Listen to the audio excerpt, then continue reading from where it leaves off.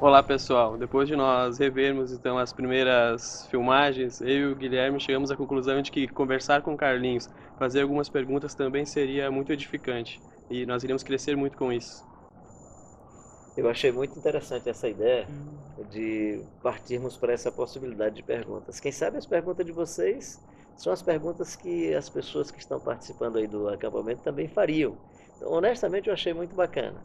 É, ou em outros momentos, o pessoal aproveita em alguma ocasião e faz perguntas que nós não vamos elaborar aqui. Mas eu, honestamente, achei muito legal essa ideia. Queria agradecer a vocês por essa iniciativa. Muito Obrigado. legal. Bom, no caso do ídolo e do líder, né? Qual é a diferença entre eles dois? Ok. Ídolo e Líder. líder. E líder. Legal, uma pergunta interessantíssima. Acho que o ídolo ele pode ser reconhecido por algum tipo de arte. Por exemplo, o cara pode ser ídolo na música e ser inclusive um cara truculento, difícil de relacionamento, que os outros amigos da área da música não admiram o cara. O cara pode ser ídolo do futebol, porque consegue fazer muitos gols. Geralmente o zagueiro, por mais líder que ele seja, por mais que ele consiga organizar a equipe, estruturar o time, ele pode ser um líder do time, mas dificilmente um zagueiro vai ser ídolo, porque geralmente o ídolo é o cara que faz gols. Então, se você observar no futebol, os ídolos estão aí. Dependendo da área, você vai estabelecendo o ídolo. O ídolo porque faz muitos gols e faz o time ganhar a partida de futebol, a disputa. O ídolo religioso. O ídolo religioso pode ser um cara de mau caráter. Mas ele é tão carismático, ele é tão interessante, ele criou tantos aspectos que ele consegue criar uma imagem, né? E geralmente o ídolo, ele não é. Geralmente, eu não estou dizendo que todos os ídolos sejam assim. Basta ele atender a demanda daquele tipo de mercado, daquele tipo de negócio. Ele pode se tornar um ídolo. Ele pode se tornar um ídolo. Porque, na verdade, a idolatria é a projeção que eu faço em torno da imagem que eu percebo no outro. Ao ponto de, em algumas situações, o ídolo ser materializado. Por exemplo, o Nabucodonosor me parece ter sido um cara muito capaz do ponto de vista do gerenciamento do seu império. E havia uma idolatria ao império do Nabucodonosor. E ele conseguiu depois materializar isso construindo uma estátua de ouro. Ele fez uma estátua de ouro e ordenou que todo mundo adorasse a estátua de ouro. Bom, então o ídolo e a ideologia, eu acho que eles têm alguma coisa a ver, né? Por exemplo, o ídolo é como se representasse uma ideologia. Não sei o que você acha. Tranquilo, acho que você dá uma acertada assim extraordinária, porque, por exemplo, o ídolo do futebol pode não ter muito impacto do ponto de vista das questões políticas, sociais, econômicas, conjunturais. Pode até amortecer. Ou seja, digamos que o Brasil aí tivesse ganhado de 7-1 da Alemanha, provavelmente os caminhos políticos poderiam ser outros. Se tivesse ganhado a Copa, por exemplo, acho que os caminhos políticos seriam outros, eu imagino. Porque, de alguma maneira, esse ídolo aplacaria a indignação, a reflexão das pessoas. Né? O acontecimento, por exemplo, de um fenômeno esportivo, como é o caso do futebol para o povo brasileiro, o acontecimento de ganhar uma Copa pode, de alguma maneira, camuflar várias outras dimensões econômicas conjunturais de um país. Por outro lado, o ídolo ideológico, aí não, esse é mais, não é que ele é mais complicado. Se for um ídolo bom, eu acho que pode ser interessante Ótimo, né? pode ser ótimo para a sociedade. Mas você levanta um aspecto interessante que é que nós falamos no começo sobre o ídolo na música, o ídolo no futebol, mas pode ter o ídolo também da ideologia. Ou ídolo ou mito. Eu acho mais interessante a figura do mito. Por exemplo, Nelson Mandela, mesmo reconhecendo muitas coisas que ele fez, ele também se tornou um mito.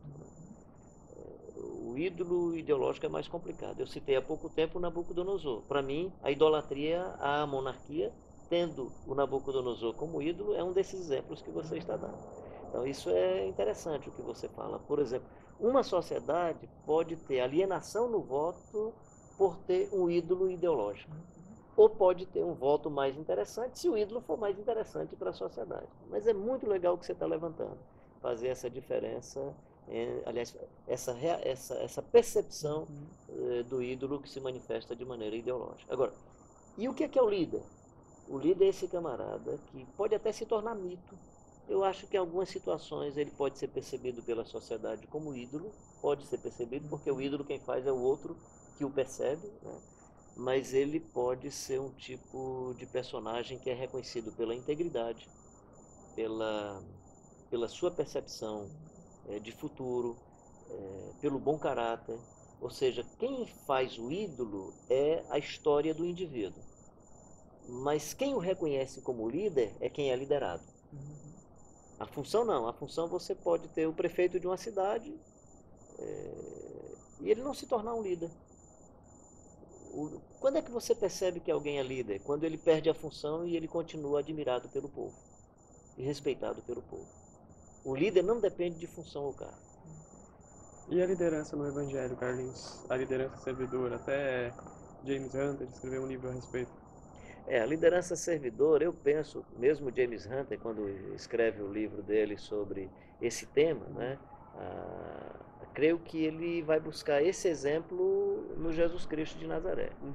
Quando eu olho na história da humanidade, eu percebo em Jesus, de forma mais evidente, o líder com mais capacidade de serviço. Ele, inclusive, é quem vai usar a frase: eu não vim para ser servido, mas vim para servir.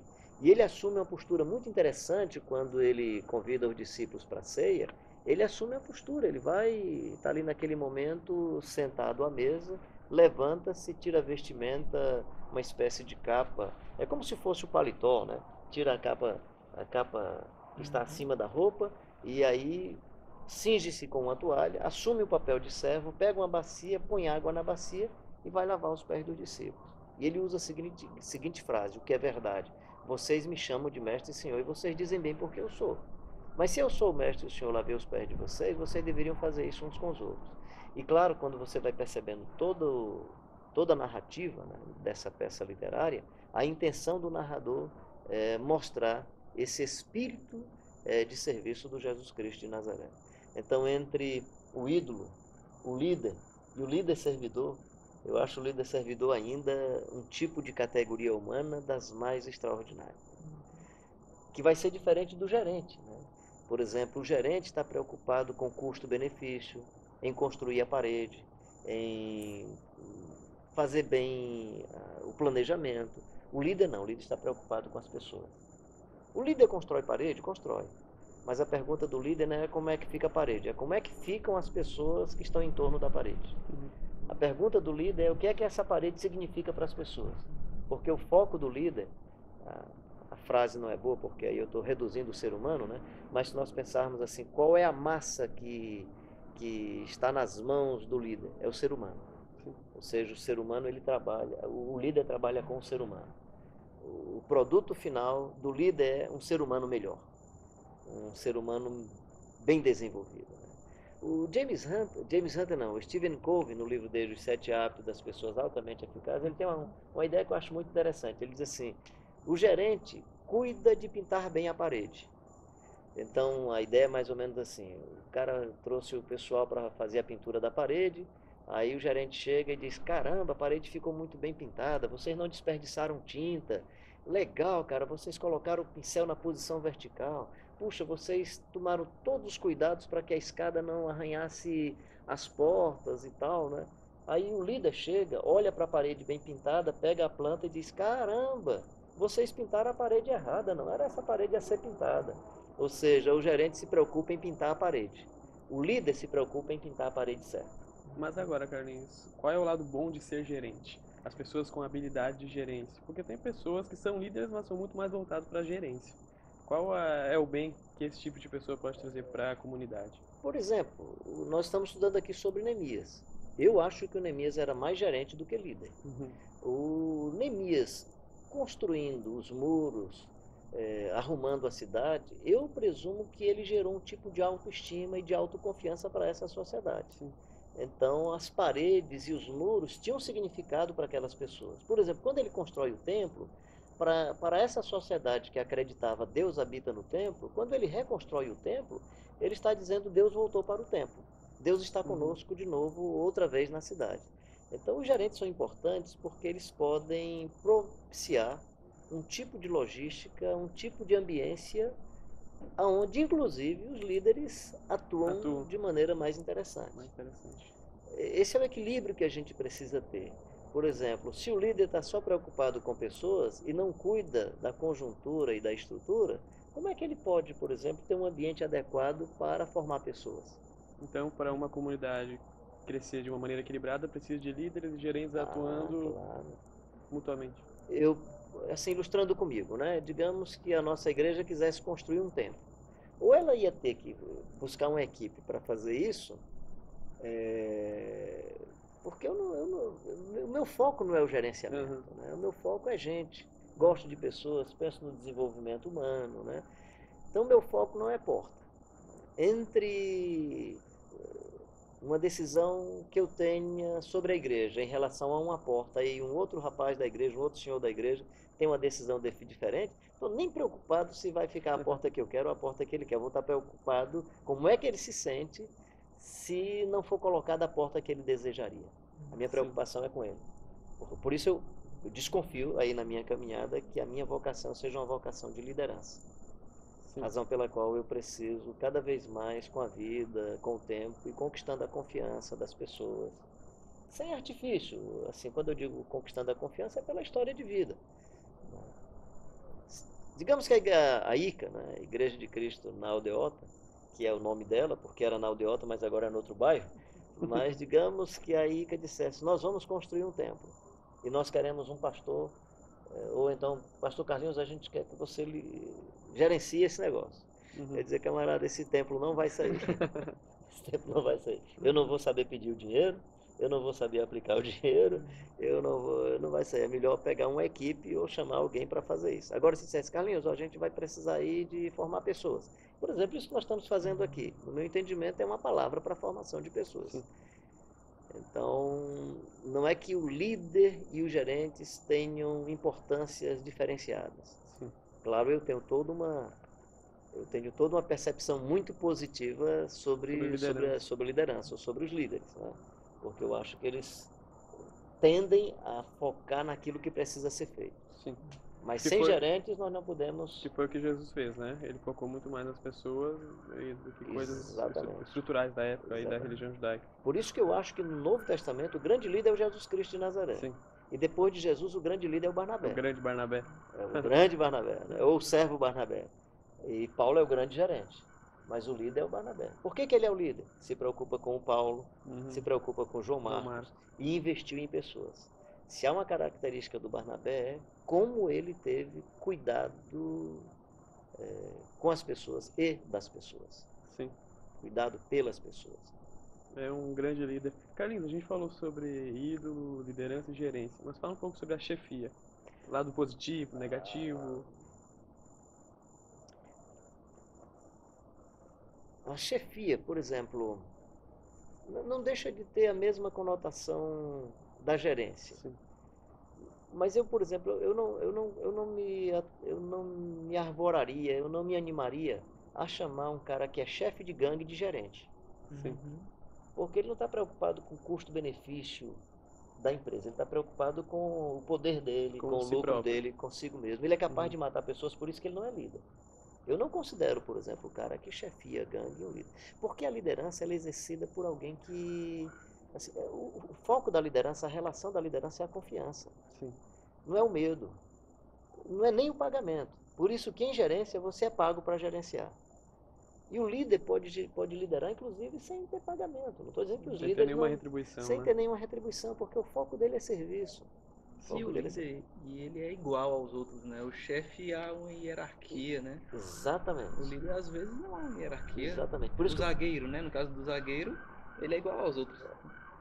Em igreja eu percebo muito isso. Às vezes eu percebo que em algumas comunidades, a líder é uma senhora que senta no último banco, mas é uma mulher que a comunidade a percebe como mulher de oração, de muita integridade, de confiança. Tem duas maneiras como eu acho que você pode abrir o seu coração para a confissão dos seus pecados. Então, uma das maneiras como você abre o coração para a confissão de pecado é quando você encontra um pecador pior do que você. Para esse eu posso contar que ele não vai se escandalizar. Mas a outra pessoa que você encontra para confissão é o líder. Porque, em geral, o líder inspira confiança. Como ele inspira confiança, aí você abre o coração e a alma. O líder tem uma audição empática. Ele escuta de maneira empática. Acho que essa é uma das grandes marcas da liderança, é a capacidade de escuta. Não é a capacidade de resposta, é a capacidade de escuta. Sim. Então, nesse sentido, a liderança servidora é diferente da liderança, é diferente do gerenciamento e, acima de tudo, diferente do chefe. Sim. E aí, não sei se é por causa do contexto aí que às vezes eu ando, que é desses grupos, essas gangues aí tentando transformar essa moçada, e aí eu percebo que o cara é chefe de gangue. Então não dá para você chamar um chefe de gangue de gerente líder, ou de gerente. líder servo, né? Líder servo é que não dá mesmo, né? Então, Talvez um ídolo, né? Mas nem isso. Dependendo. dependendo da situação. Olha como a coisa do ídolo é interessante, né? Um cara desse que é chefe de gangue, que consegue montar uma creche lá, o Estado deixa esse espaço, deixa esse vácuo, né? O Estado vai lá e não consegue montar uma creche, não consegue gerar segurança para os pequenos negócios que estão ali naquele lugar. Daqui a pouco aparece um cidadão que, com toda a sua maldade, com toda a sua perversidade, dá uma de bonzinho para a comunidade, pega o dinheiro do tráfico, não sei o que, e faz uma lavagem desse dinheiro para montar uma creche, ele pode se tornar um ídolo nessa comunidade. Daqui a pouco o cara é admirado e aplaudido por essa comunidade, a despeito de ser uma pessoa perversa e má. Que nos lembra a política um pouco no Brasil, né? A política no Brasil gera muito disso, né? Às vezes o cara é um ídolo, admirado, né? E perverso. Eu não conheço profundamente toda a história do Hitler, né? Mas para mim o Hitler era um grande ídolo. Provavelmente sim, foi um grande Não ídolo. acredito que fosse um grande líder com essa conceituação de liderança que conquista pela confiança, que não é capaz de matar, que não é capaz de... Já Nelson Mandela, eu morei em Angola de 91 a 93 e eu percebia que o Nelson Mandela tinha um poder de influência nas decisões, por exemplo, em Moçambique, Angola e vários outros países da África. Isso que é liderança. E preso. Ele, estando preso, ele tinha um poder de influência. Uau. Estando preso, tinha um poder de influência. As mães são geralmente líderes extraordinárias, né? As pessoas de espiritualidade muito profunda, de bom caráter e de muita integridade são pessoas que os outros escolhem como líder. Isso é tão interessante que às vezes essas pessoas também assumem funções. Ou seja, ele é tão reconhecido pelo seu poder de liderança que são convidados ou convidadas para alguma função. Então, em igrejas, estou lembrando aqui agora, uma ilustração que ajuda. Logo quando eu fui dirigir aqui uma igreja em Fortaleza, nós criamos um processo de eleição para algumas funções e foi muito interessante. Algumas mulheres, imagina só, numa comunidade onde as mulheres não tinham nem o poder de exercer qualquer função, entre num processo de eleição para um tipo de função lá que eram 12 funções, 7 mulheres foram eleitas e 5 homens. Então, Carlinhos, diante do contexto de Fortaleza, que há muita violência, no contexto nordestino, que há muito machismo, como nós fazemos para desenvolver a liderança nesse contexto? Diante de um cenário onde não há muita liderança no Brasil e no Nordeste. Quando eu olho, por exemplo, a história de Martin Luther King, né? Gandhi, Teresa d'Ávila ou Teresa de Calcutá, João da Cruz no mundo católico, mesmo Nelson Mandela, todo esse pessoal, exceto Nelson Mandela, não informa muito sobre isso, mas assim, todos esses outros que eu citei, eles vão dizer que eles estavam inspirados na vida do Jesus Cristo de Nazaré. Ou seja, o perfil de liderança assumido por esse pessoal, que é de alguma maneira gente reconhecida como pessoas que impactaram a sociedade, o seu mundo e tiveram impactos assim internacional, um pacto global. Claro que quando eu estou falando global, a gente tem que entender que as regiões ribeirinhas do Amazonas, outros lugares que não tinham acesso a essas informações, eu falar esses nomes, nem sabe quem são essas pessoas. Mas assim, no mundo que tem acesso à informação, à comunicação, todos esses nomes são reconhecidos assim como pessoas que fizeram uma grande diferença para a sociedade. Tem um outro que é menos falado, é muito conhecido no mundo protestante, que é o Dietrich Bonhoeffer, que é um jovem que foi assassinado aos 39 anos de idade, porque resistiu ao nazismo do Hitler. Então, quando você olha assim esses personagens e pergunta onde é que estava a inspiração deles, né? A inspiração deles estava na vida de Jesus Cristo de Nazaré. Então, assim, como desenvolver liderança no Brasil? Primeiro, a gente teria que definir que perfil nós queremos. Sim. Então, a minha opção é a opção Do do Jesus Cristo de Nazaré. Tomar como arquétipo, como perfil, a vida do Jesus Cristo de Nazaré. Pensando nele, se estamos num contexto de violência, ele é pacificador. Sim. Ele é chamado de príncipe da paz. Então, como é que você combate a violência a não ser com construção da paz? Por outro lado, a gente pode dizer assim, tá, paz é aceitar a miséria e a desgraça? Não. A paz e a justiça se beijam. Tem um salmo que fala sobre isso que eu acho muito interessante. Diz que a paz e a justiça se beijam. Jesus era propagador da justiça. Buscar em primeiro lugar o reino de Deus e a sua justiça. E todas estas coisas vos serão acrescentadas. Felizes os que têm fome e sede de justiça. O reino de Deus não é comida nem bebida, mas justiça, paz. Então, olhando para esse perfil, eu digo, seguindo esse perfil, nós podemos imaginar um futuro melhor se temos pessoas inspiradas por esse perfil, porque aí a violência será banida pela justiça, pela paz, pelo amor e pela misericórdia. Jesus era muito íntegro. Jesus não veio para esse mundo para tirar proveito das pessoas, para explorar as pessoas, para fazer mercantilismo religioso. Então, num contexto de injustiça e num contexto de miséria e num contexto de charlatanismo religioso, o perfil do Jesus Cristo de Nazaré nos ajuda a ir construindo uma vida que possa gerar mais credibilidade. Cara, esses indivíduos que estão aí nessas empresas religiosas, as pessoas podem até admirar os empreendimentos dos caras, mas não dá para admirar os caras. Não dá para admirar as pessoas. Não dá para admirar os caras. Os próprios devotos ou clientes dessas empresas religiosas não acreditam nesses caras. Verdade. E às vezes se percebem, às vezes o que acontece com elas é que elas estão cegas em torno de um ídolo. De um ídolo. E aí, no caso, quando é ídolo, não tem jeito, o ídolo pode ser mau caráter. Pois é. O ídolo pode ser um mau caráter. O futebol tem um potencial extraordinário para produzir ídolos. Muitos deles continuam sendo admirados, mesmo que seja um sujeito de mau caráter. O que interessa para a torcida, às vezes, assim, não, que ele faça gol. Se ele é mau caráter, não interessa.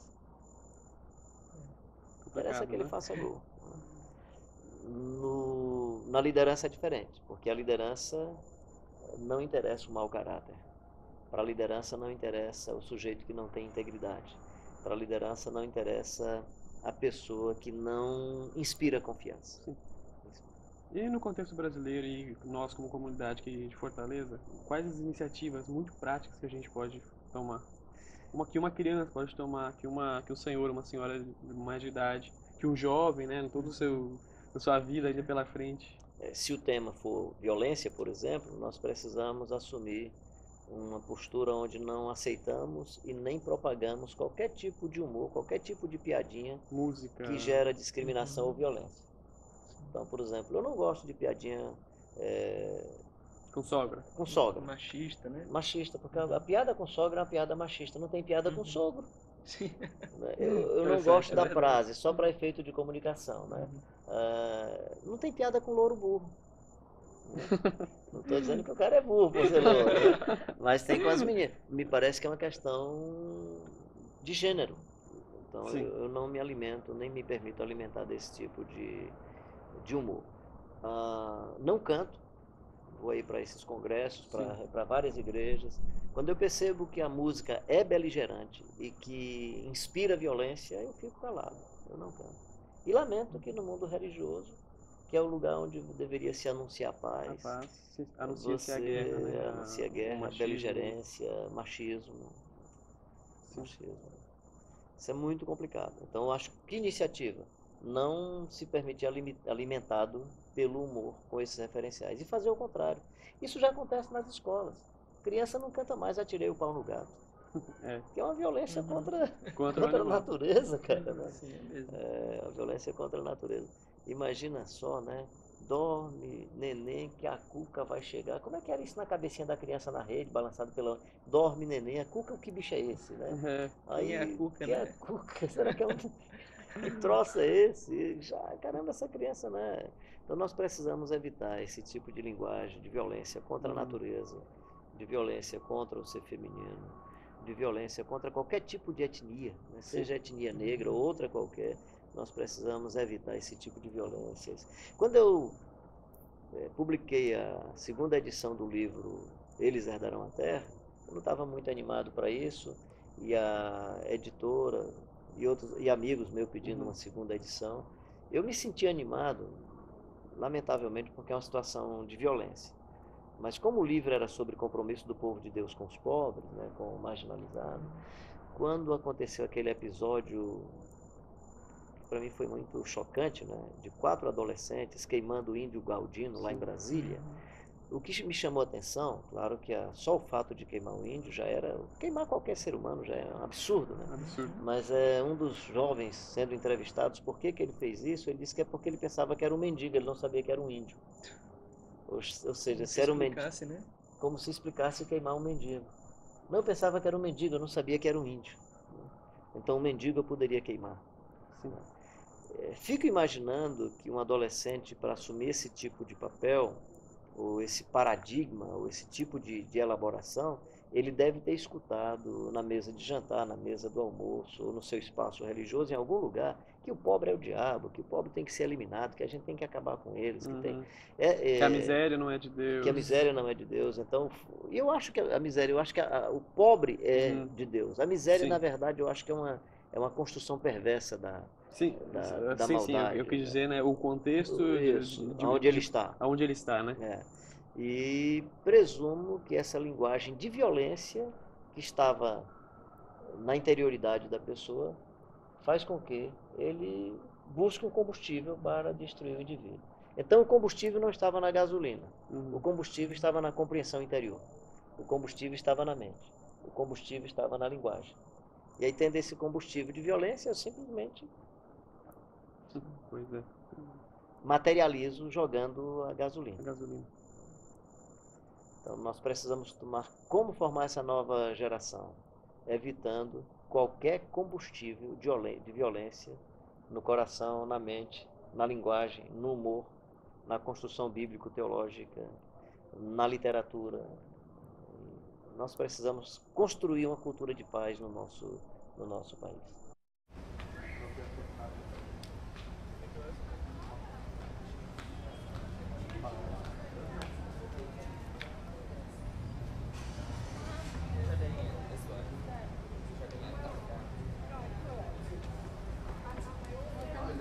É isso aí.